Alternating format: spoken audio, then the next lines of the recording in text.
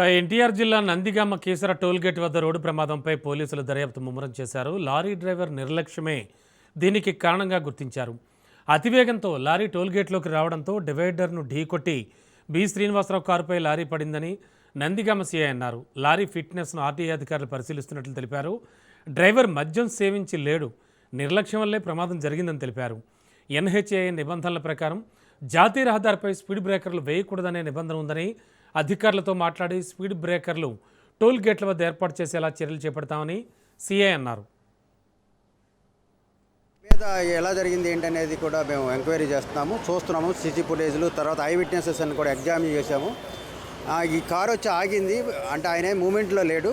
దాని ముందు ఒక కారు ఉంది, టోల్ చెక్ జరుగుతూ ఉంది. వెనకాల లారీ స్పీడ్గా అతివేగంగా వచ్చేసి అది ఆ డ్రైవర్ చాలా స్పీడ్గా ఉన్నాడు, నిర్లక్ష్యంగా ఉండి ఆ రైట్ సైడ్ డివైడర్ నెక్కిచ్చాడు. ఆ డివైడర్ ఎక్కించడంతో ఒక్కసారిగా వచ్చేసి ఆ దిమ్మ ఏదైతే ఉందో అది కంట్రోల్ దాన్ని కుదరటం వల్ల ఒక్కసారిగా లారీ లెఫ్ట్ సైడ్కి టిల్ట్ అయి పడిపోయింది. దాన్ని రెస్క్యూ చేసి తీయడానికి కూడా చాలా సమయం పట్టింది. ఆయన సబ్సిక్వెంట్గా ఆయన తీసినా కూడా చనిపోయారు. తర్వాత ఈ లారీ ప్రమాదం జరగడానికి మెయిన్గా అతను నిర్లక్ష్యం అనేది ప్రాథమికంగా మాకు తెలుస్తుంది. అట్లాగే సీసీ కెమెరాలు కూడా అబ్జర్వ్ చేస్తున్నాము. ఈ కామన్ హైకోర్టులో ఉన్నప్పుడు వేరుగా ఉండేది, ఇక్కడికి వచ్చిన తర్వాత మేము అటు ఇటు తిరుగుతూ ఉంటాం. 2 కోర్టులో వర్క్ చేయాల్సి రావటం, ఈ ప్రయాణాలు ఎక్కువగా చేయాల్సి రావటం జరుగుతూ ఉంది.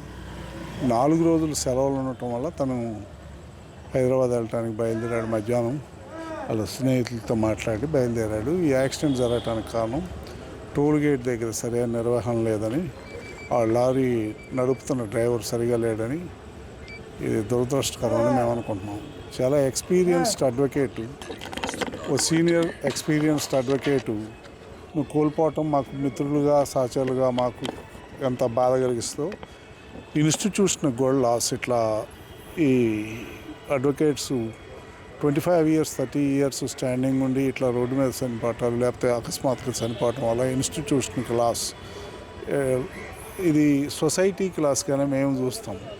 ఆ టోల్ గేట్ దగ్గర అతను ఆపాల్సిన అవసరం ఎందుకు వచ్చిందంటే, ముందు వచ్చిన వెహికల్ని వాళ్ళు ఆపారని, ఆ క్రమంలో ఈయన ఆపాల్సి వచ్చిందని. అక్కడ ఏదో పేమెంట్ దగ్గర జరుగుతున్న క్రమంలో వెనక్కి వచ్చిన వాడు పైకి ఎక్కించి తన మీద పడిపోయాడని.